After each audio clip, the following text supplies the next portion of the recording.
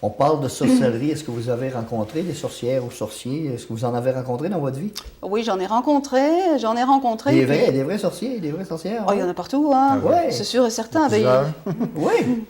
ils ont des habits, ils s'habillent comme Madame tout le monde, les sorciers aujourd'hui. Hein. On peut tous être sorciers si on veut. Hein. Donc, je pourrais être un sorcier habillé comme ça? Ben, absolument. Oui. Absolument.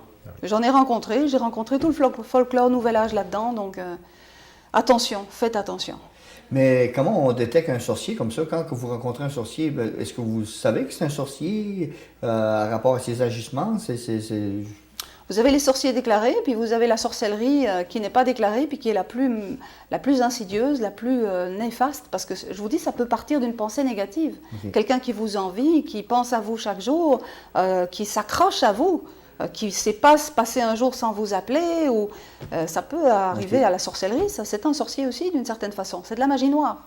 Ben maintenant, on ouvre une belle parenthèse. Est-ce que vous croyez que les prêtres d'aujourd'hui ou les anciens, peu importe, on parlait de films l'exorciste, l'exorcise. Est-ce que ça existe, les prêtres qui vont faire des exorcismes pour sortir le méchant de la personne? Puis, Ben, j'ai rencontré beaucoup de prêtres dans mon enquête, beaucoup de sacristains également, qui s'intéressaient de très près à ce que je vivais, parce que eux autres étaient plutôt dans la théorie. Mais les signes que j'avais et les expériences que je vivais étaient pour eux assez extraordinaires.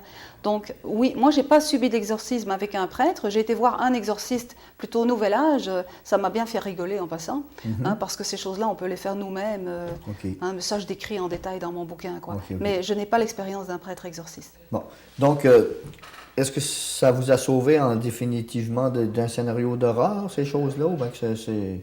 Ce qui m'a sauvé, c'est mon autonomie. C'est ma recherche dans les livres, c'est les gens que je rencontrais qui chacun avait comme un indice aussi à me fournir sur la piste. C'est la prière, beaucoup la prière qui vous amène des rêves prémonitoires, puis là, tous les indices m'ont été révélés. Exemple, j'ai eu la visite en rêve d'un curé qui est bien connu, c'est le curé d'Ars. Il revenait me voir à plusieurs reprises, mais moi je ne comprenais pas pourquoi. Mais le curé d'Ars avait vécu les phénomènes que je décris dans mon livre. Son presbytère était notamment enflammé, incendié, parce qu'il y avait des phénomènes d'autocombustion. Il était attaqué par le diable, comme on dit, hein, mais qui sont apparentés aux entités vampiriques que je décris dans mon livre. D'après vous, nous vivons dans un univers magique? Absolument, parce que voici plus de 15 ans que je recense au quotidien, d'une façon scientifique, les coïncidences qui m'arrivent. J'en fais des livres également. Donc les coïncidences dont j'ai pu m'apercevoir depuis 15 ans et plus, tout est interconnecté. On vit dans une grande matrice divine. Si vous tirez un bout de la couverture, il y a tout un tas d'événements qui vont avec. Hein? Donc on crée notre avenir à chaque instant. L'univers est magique. C'est de la physique, c'est du gros bon sens. Mais il faut connaître ces phénomènes-là.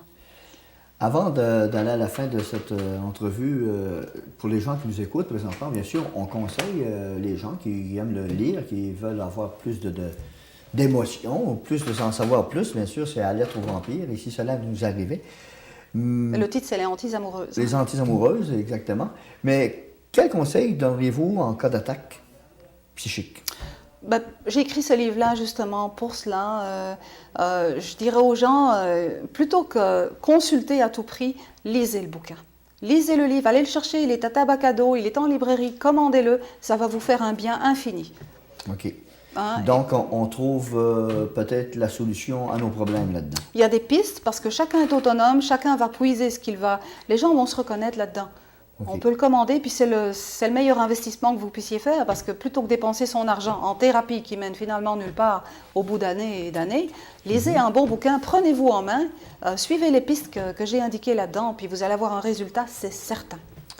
Madame Dautrice, on vous remercie infiniment de ces informations sur les vampires qui pourraient nous attaquer psychiques. Et donc, comme je l'ai mentionné au tout début, Les hantises amoureuses, c'était le tome 2. C'est un beau bouquin à se procurer, très intéressant d'ailleurs pour les gens qui veulent en savoir plus sur les vampires et ça. Et on voit que vous en êtes sortis, vous avez quand même rencontré l'âme sœur, vous faites un beau couple dont on espère que ça va durer très très longtemps, qu'il n'y aura pas de vampires qui vont aller vous mordre en dehors de votre relation amoureuse. Oh, savez-vous, on les reconnaît de loin. Oui? Oh oui. Puis si M. Asselin a pris des bonnes notes, il faut mettre de l'ail à quelque part. Les prières suffisent. Là, c'est parfait.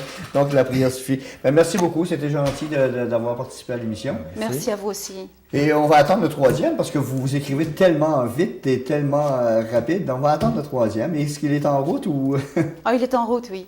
Voilà, donc, sous peu, mesdames et messieurs, on va avoir un tome 3, Les Antilles amoureuses. Ben, merci beaucoup, madame l'autrice, et merci, monsieur Ça fait Asselin. plaisir. Merci. Et c'est un plaisir de vous recevoir. Merci. Au plaisir.